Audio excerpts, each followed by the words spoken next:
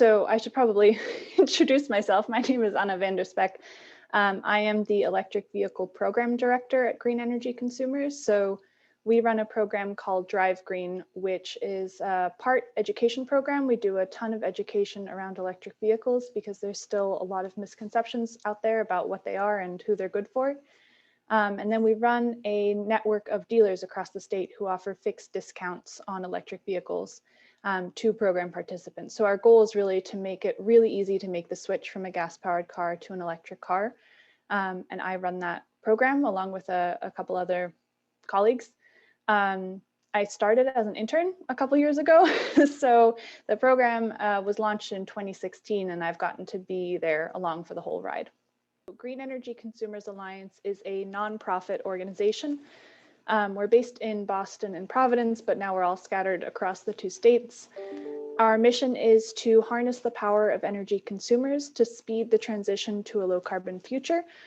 What that means is we run a series of programs and services that help people make smart energy decisions for their lives, both in terms of their pocketbook and the environment. And then we take the experience that we gain interacting directly with consumers and the energy marketplace to inform advocacy work that we do at the state and local level. So we have programs around renewable energy, electric vehicles, solar. We've done pilots with clean heating. Our oldest program is a heating oil buyers co-op that we still run, which helps a lot of people access efficiency measures as well and just reduce their general reliance on fossil fuels. So we're basically all about aggregating consumers to do something good environmentally. So in the olden days, before COVID, we did a lot of ride and drive events. So basically, we would just get a bunch of electric vehicles out to a place where people could come and actually sit in them and take them for a spin. For our renewable energy program, our green powered program, which allows people to choose local renewable energy for their electricity, we've always done tours of the wind turbines and other renewable energy facilities that are part of our program. So we just a couple of years ago started adding electric cars to that. So you could come out, check out a wind turbine, learn a little bit how it works, and then also talk to some actual electric car drivers about their experience, and then take one for a spin. So we used to do a lot of that. Since COVID, we've pivoted. So we do a lot of webinars that are actually really quite popular. So we have every quarter, we do an electric vehicles 101 webinar where you can come and just learn the basics about the environmental impact. How does charging work? What are the various incentives available to you to help you go electric? And we basically just cover that in an hour, and it's a nice intro course, if you will. But then we do a lot of deep dives too. So we have a deep dive into charging, a deep dive into batteries. We've done webinars that are just panels of electric vehicle owners. And this April, we are trying virtual coffee hours for the first time, which we had our first one last week. And it was actually a lot of fun where we just had a handful of electric vehicle owners have a Zoom meeting, break up into breakout rooms and just talk. So people get a chance to ask their questions really to a real person who's living this and can talk about like, how do you go visit grandmother 300 miles away or things like that. I'll start big picture and then kind of zoom down to the individual driver. From a big picture point of view, the environmental and public health benefits of electric cars are really, really clear. So right now in Massachusetts, but also nationally, transportation is now our biggest source of greenhouse gas emissions, the emissions that are responsible for climate change. Over the past couple of decades, we've actually done a pretty good job of cleaning up our electric grid, and that work is ongoing. But transportation emissions have not really fallen significantly. The gas-powered engine relies on, or a gas-powered car relies on an internal combustion engine, which is never going to get to zero emissions. It just relies on burning stuff.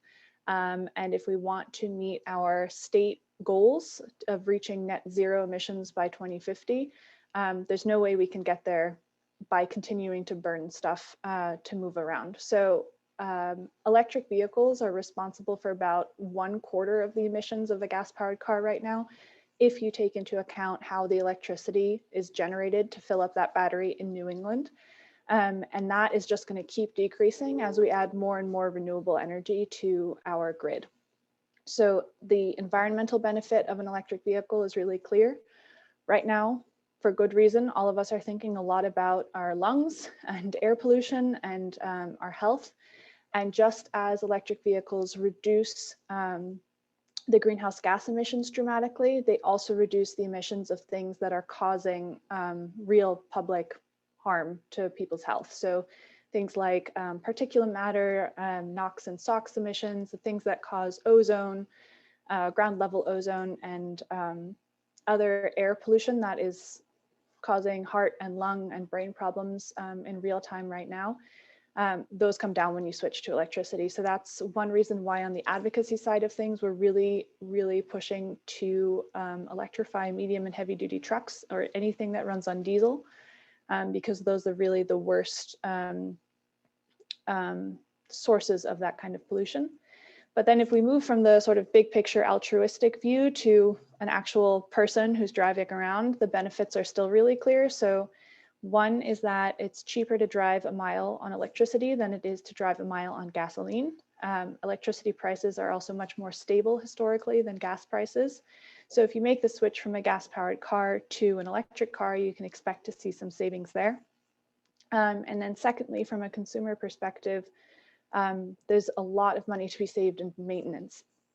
Electric vehicles are much simpler machines. There's fewer parts that can break and need to be replaced. And there's an excellent report that the union, that Consumer Reports released at the end of last year that detailed the savings that you can expect both on the fuel and maintenance sides. And it's thousands of dollars over the life of the car. So those are really clear benefits. And then finally, there are incentives available both through the Drive Green program from the state of Massachusetts and federally that can help you make the switch. Right now, the upfront cost can still be a barrier because the battery prices are still falling, but those incentives can stack up to really make switching to an electric car a thing that more people can do than maybe a couple years ago. Our goal is to make switching to an electric car easier for people. The market is growing very quickly. But people still have a lot of concerns, understandably, about trying out a new technology. So we're really there. We want to be there to help along the way. So the only thing I would underscore is that we have real people that you can call and talk to, which I think is often necessary when people are thinking about making the switch. So you can either talk to our staff or we can connect you with an actual electric vehicle driver. But it really is a thing that more people could do right now than I think they realize.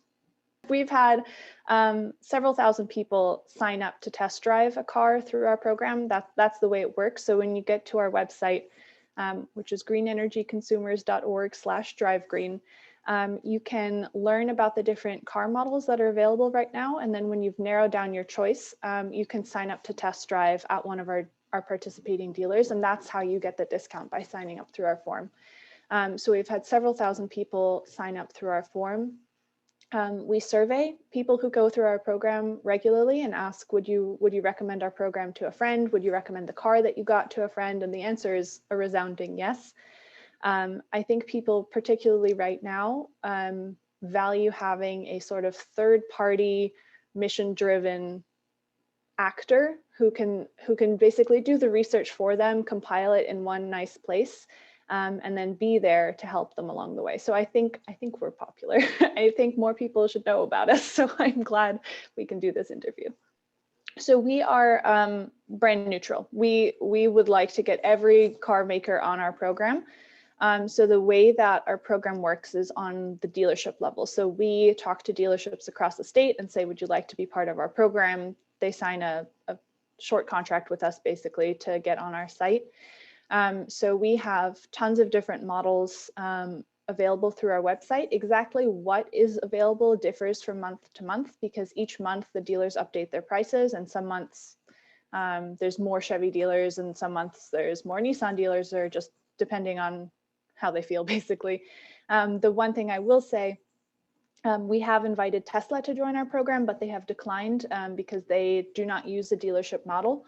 But we still have information about the different Tesla cars on our website, so people can come learn about them. And then we just link to the Tesla website if they want to learn more. So we have a whole bunch of cars available. And you can sort and filter through the different cars to narrow down your choices. So if you're looking for an all-electric SUV, we can show you just all-electric SUVs. Or if you want a plug-in hybrid that, I don't know, is under $40,000, we can show you that as well. When we think about transportation on the community level rather than like the individual level, my brain goes immediately to public transportation and other services that help people get around who can't rely on or don't personally own a vehicle or can't personally drive a vehicle. So we've been advocating for the electrification of both the MBTA and RTAs across the state. Massachusetts has done a little bit on that front, but not quite as much as we would like. So we see that as one strategy to benefit whole communities. The other is what I mentioned earlier, is the electrification of medium and heavy duty trucks, particularly in urban areas. The number of trucks, particularly delivery trucks on our roads, has really skyrocketed over the past couple of years. And those delivery trucks that are stopping frequently, idling, are really, really terrible for public health. So one exciting development there is that the state has a rebate program for electric vehicles called More EV, which has existed since 2014 and helped individual consumers make the switch to an electric car. Recently, they expanded it in two ways. So one, they opened it up to commercial fleet vehicles, not just personally owned vehicles. And then they also expanded it to trucks. So anything that is not just a passenger car is now covered. Anything from a sort of like delivery van all the way up to a cement truck is covered under this More EV program. So those are two really exciting developments that we see that could help bring benefits to people who can't necessarily right now make the switch to an electric car themselves. I think what I will highlight is that electric vehicles really are so much cleaner than gas-powered cars, even when you take into account the electricity that is, how the electricity is generated to fuel them. I hear a lot, and I will be completely honest, before I worked on this, I was one of the people who was like, electric cars, aren't they just as bad as gas-powered cars if you take into account how much coal is on our grid? And it's really not true, particularly in New England, where we're doing a pretty good job of every year adding more renewable energy to our electric grid.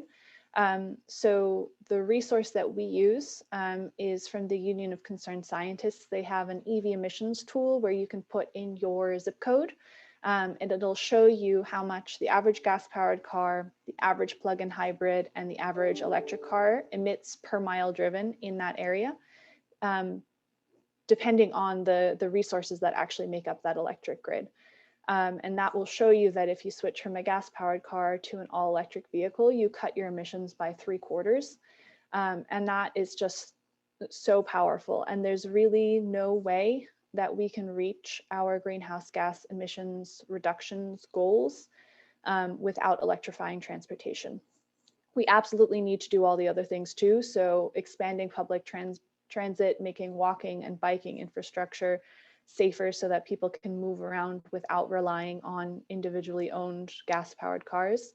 But the state of Massachusetts recently released its 2030 Clean Energy and Climate Plan, which is basically the state saying, okay, from 2020 to 2030, how much are we going to reduce our emissions? Where are we going to do it? And what strategies are we going to use to do that? And in the transportation section, it relied really heavily on electrifying transportation. We need basically 50% of new car sales to be electric in 2030 to be on track to meet our climate goals. One of Green Energy Consumers' comments on that plan, I'll say as an aside, is that it didn't do enough about public transportation. So we are big fans of supporting public transportation because it is the backbone of our transportation system. So that is one criticism that we submitted in the comment series. But the long and short of it is there's no way to get to our greenhouse gas emissions reductions goals without electrifying cars.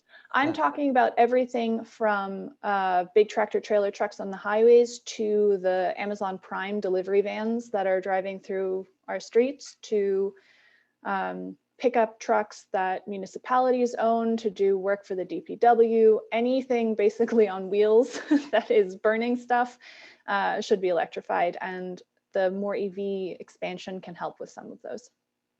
The production of an electric car is slightly more carbon intensive than the production of a gas-powered car, but the carbon reductions that you get driving the electric car very quickly sort of tilt the balance in the other way. And I'll point here again to the Union of Concerned Scientists. They have a great series of studies doing a life cycle analysis of the carbon emissions of vehicles. So they show that within just a couple years of driving, the electric car wins out. And again, the electric car can only get cleaner as we add more renewable energy to the grid, as we get better at battery production. And the gas-powered car is never going to get down to zero as long as we're burning stuff to move around. Massachusetts, I'm going to take a couple steps back, has a Global Warming Solutions Act, which was passed in 2018, excuse me, it was passed in 2008 and was recently updated in the big climate bill that just passed.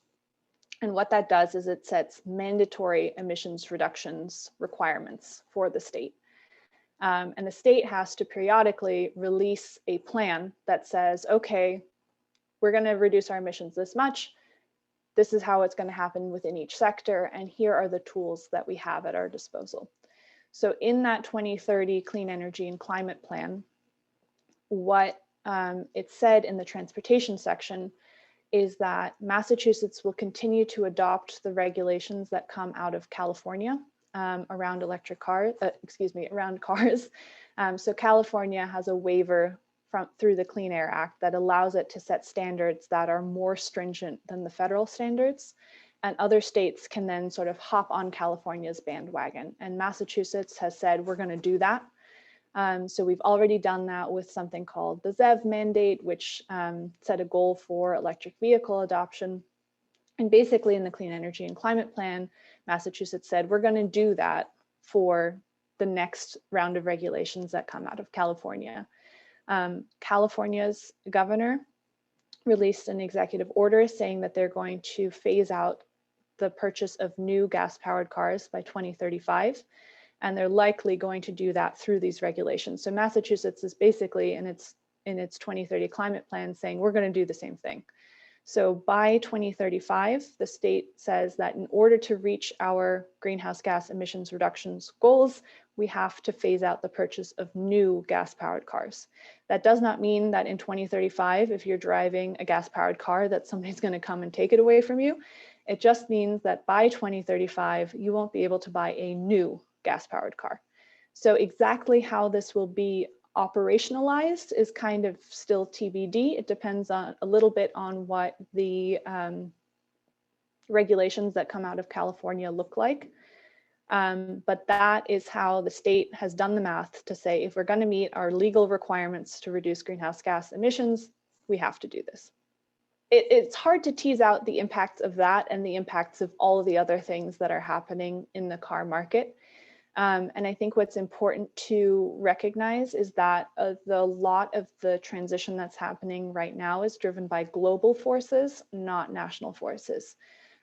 So Europe and China have made it very clear that the future is electric, and they are huge car markets. So a lot of the developments at the manufacturer level are being driven by their aggressive policies and vision for the future. And we in the United States, which hasn't really been leading the way on vehicle electrification, are kind of riding on their coattails. So that globally is the picture. And then within the country, Massachusetts is relatively small. We're also kind of riding on the coattails of these much larger forces. I think what is clear is that the car industry likes uniformity. They like knowing what to expect. They don't want to have to deal with 7,000 different standards and targets. So the more that we can kind of agree on a vision within the United States of like, by 2035, we want to phase out these gas-powered cars. It's going to be a a steady transition. It's not going to be from one day to the next. That gives the car makers the confidence that they need to actually develop these cars and bring them to market. So I think Massachusetts joining California is nice because California is a huge car market. So we, by joining them, get to sort of benefit from the fact that they really have some weight in the national picture. So I think all of this will impact our program by increasing the availability of electric vehicles in the market at dealerships in Massachusetts. So we're really looking forward to that because consumers, there are more and more cars coming out in the next couple of years and consumers like choice.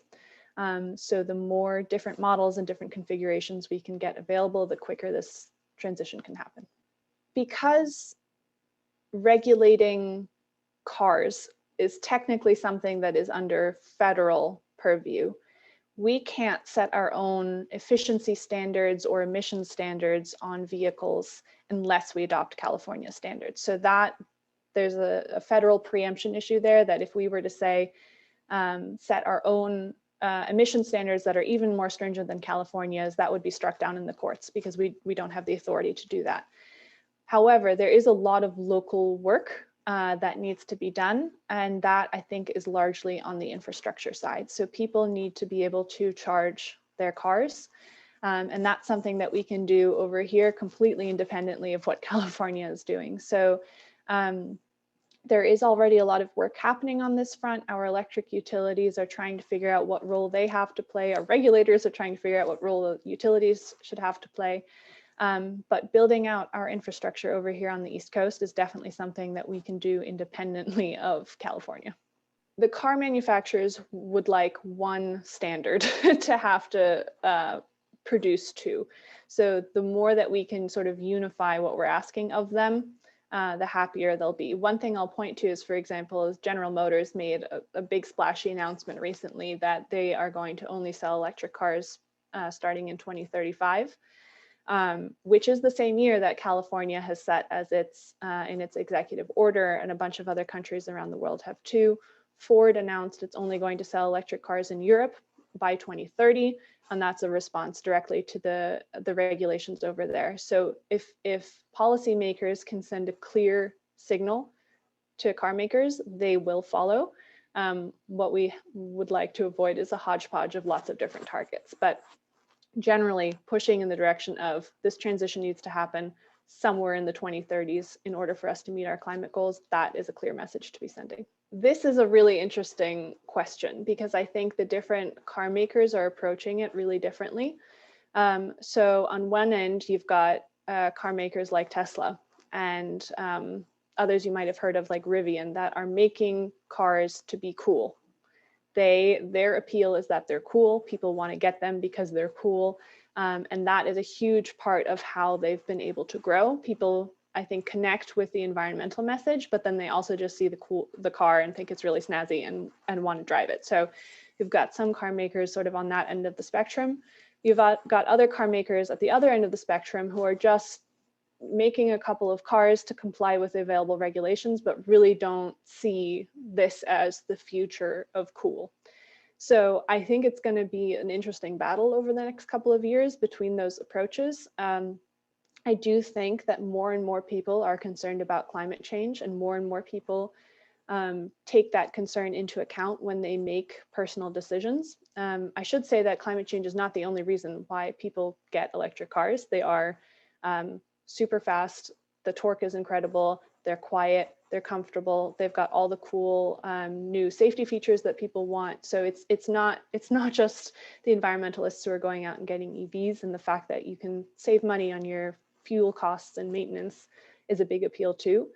But I think you did hit the nail on the head that people want bigger cars, which we can set aside the debate on whether it's people who want that or whether the manufacturers have told people that they want that. But regardless, if you look at the cars that are coming in the next couple of years that are going to be electric, they're coming for that market segment. There's more and more crossovers and SUVs coming. You've seen the Super Bowl ads for the flashy pickup trucks that are electric that are coming. And I think that'll speak to the broader market segment and get a little bit more excitement coming. the pandemic's initial impact was that everybody kind of hunkered down, didn't really want to make a giant purchase of any sort, didn't really want to go talk to people in a closed room. So sales, I mean, across the board, slowed at I would say the first year of the pandemic. What was interesting nationally and internationally is that during that time where car sales plummeted for a while, the share of vehicles being purchased that's electric actually increased. So electric vehicle sales decreased less than gas-powered sales, which was exciting to see. Right now, car dealers are swamped with people trying to buy cars. So I think we've kind of just entered a new phase of the impacts of this pandemic, and it's kind of, I'm not sure yet exactly how that will impact us specifically, but more people are looking for cars because they're hesitant about taking public transportation, which is a really, really unfortunate result of this pandemic. But I would say that maybe I'll just leave it there. I should have had more coffee before this. To the latter point of electric sales over gas-powered car sales, electric vehicles have just been steadily gaining market share over the past couple of years as more people see the benefits, as there are more options available. So I think that is a trend that is just going to continue, and it was just evident in this one snapshot of the pandemic year. A lot of people, when you talk to them about electric cars, imagine a really expensive Tesla. And those are definitely out there. If you want to go spend that money for an electric car, you can. But one thing I'd like to stress is that there are more and more options available that are more affordable, and there's used electric cars now entering the market as well. So there is a car available out there that would meet a lot of people's needs. And I would just encourage folks who haven't thought about it before to just maybe poke around, see what's out there. And I think a lot of folks will be surprised at the options. And then the second thing I wanted to stress, and I will preface this by saying I am not actually a car person. I don't care about horsepower, but these cars are really just more pleasant to drive. They are so responsive, they accelerate so quickly, they're so quiet, they're just much nicer. And once you've gotten used to driving around an electric car, going to a gas-powered car is kind of hard because you're like, why is it so slow? I press the gas pedal and I have to wait. It's so loud. Is it supposed to smell so much? And I think that is that's less of a numbers comparison. Like I can't put that on a graph for you, but that's a very sort of human experience thing, that they're just more pleasant. So I would encourage folks who, if you get a chance to sit in one or drive one around the block, definitely go for it, because it's just a nicer product.